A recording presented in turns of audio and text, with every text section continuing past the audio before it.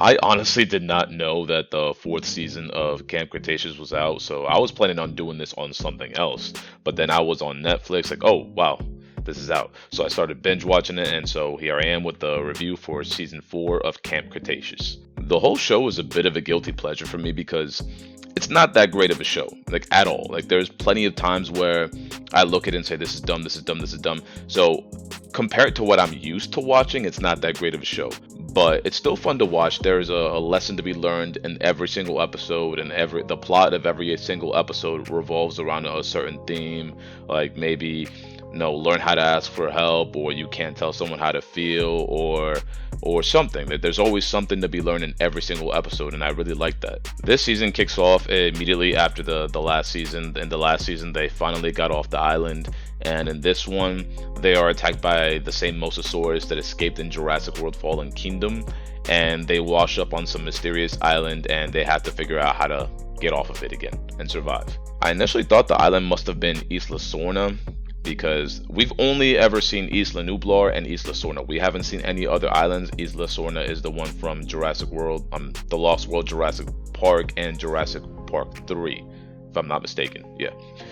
But no, this is a completely different island, and it's owned by Manticore. And Manticore is the same company who is blackmailing Sammy into stealing samples from Jurassic World and Engine, I suppose. If I don't know if Engine still runs Jurassic World, I can't remember.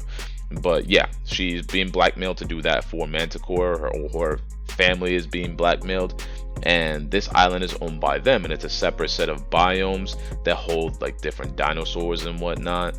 And it is inhabited by Dr. May Turner, who Darius apparently knows. She's a scientist, a genius that I guess only he knows about because no one else knows about her. But she's doing studies on dinosaurs, behavioral studies, how to communicate with them and whatnot. And they don't really trust her at first, but then they start getting wind that there's something else going on there. So that's where the plot kicks off. So if you do want to watch the show and you don't want to be spoiled, then I suggest you turn back now because I am going to be dropping spoilers.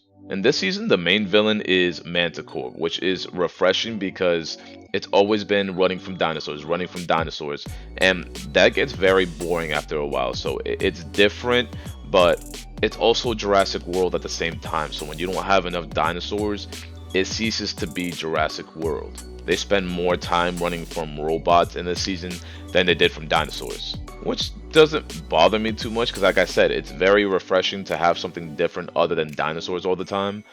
But it's the villain, like the main antagonist, that I did not like, and his name is Cash, and he's just some guy who's full of himself. He has a huge ego. He's very nerdy, like for lack of better terms. But yeah, he's very annoying. I mean, even though he is a villain because he doesn't really care about the safety of anybody, he is a pretty annoying character. I wish it would have gone with someone different other than Cash, or at least had them, like, their presence be known all the time, because we don't really see the man behind the scenes until the end of the season, who is Kenji's dad, and I love that twist so much. I think I said in my last video about Camp Cretaceous that Kenji was my favorite character because he was always so funny, but in this season, he isn't really the Kenji that I'm accustomed to seeing. Like, he's always funny, he's always funny, but in this season, he's crushing on Brooklyn. So he spends most of the season kind of like trying to deal with that, so he's not being the typical Kenji that I'm accustomed to seeing. At the end of the last season, he got mad at Darius for allowing Brooklyn to be taken in order to get secrets from, I can't remember if it was Manticore or Dr. Wu or whoever, or just Jurassic World in general, but Darius allowed that and Kenji did not like that. And this season we find out that the reason he didn't like it was because he had a crush on Brooklyn and didn't want her to get hurt. I mean, and I'm fine with the whole romance aspect of it. That's cool, but I just don't like that he just wasn't the typical Kenji that I'm accustomed to seeing. Like, he's always the guy that makes the show fun. Brooklyn was Brooklyn, Sammy was Sammy, Darius was Darius. Not much really changed with them. Darius is always trying to be a leader and take charge. And this season, it was actually different because when Darius wasn't around, they actually looked to Brooklyn to lead them. So she's like the second in command, I guess.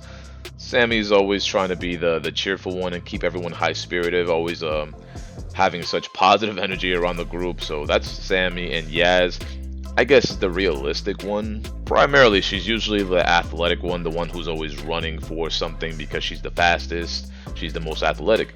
But in this one, she was pretty much traumatized. Like, everything that she's been through and constantly having hope and having it ripped away from her has traumatized her. And I love how they added these new aspects to this show, because we didn't see that before. Before it was just stick together, stick together, stick together.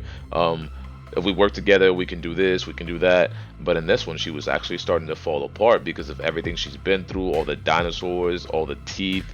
Like it's been rough, and she started suffering those effects in this season. So yeah, like this season definitely had a lot of things that I liked about it, but it also had a lot of things that I didn't. I didn't like the whole absence of dinosaurs. I didn't like that the only thing that we saw, or the majority of what we saw, was a bunch of robots and a bunch of robots and a bunch of robots and cash and cash and cash. And that's basically the entire season. Like the biggest part of the season for me was that twist at the end where the leader of Manticore, or president or whatever, is Kenji's dad. That I did not see coming. I really enjoyed all the themes and lessons in this show. Like I said, every single episode revolves around them. I think the one that I remember, because it was like in one of the last episodes, is you can't tell someone how to feel. You can't force them to feel a certain way. Because I agree with Yaz and her position in the show where she was trying to give her friends a push to let go. And it's true, like they needed to let go, but in the show they taught you cannot tell someone how to feel or when to give up their feelings or anything, which is true. I completely understand that. But in that situation, the best idea would have been to let go, because you know you're going to have to let go. And Ben's identity crisis of being the fearless guy on Isla Nublar, or learning to be that guy, and then the second he gets off the island, he feels like he's regressing to how he used to be, being paranoid and scared of everything.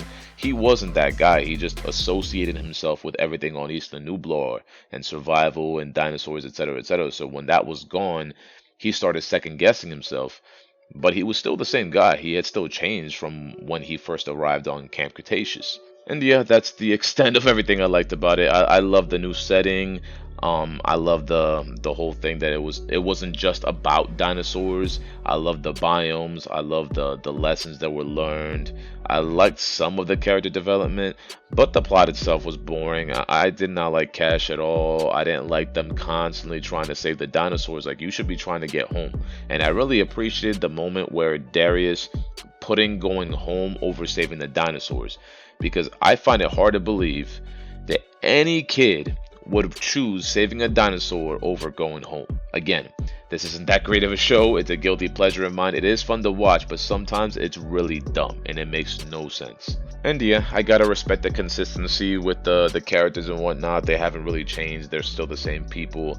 Because sometimes people will just do something that's just so unlike the character. Like, why would you write that into the show?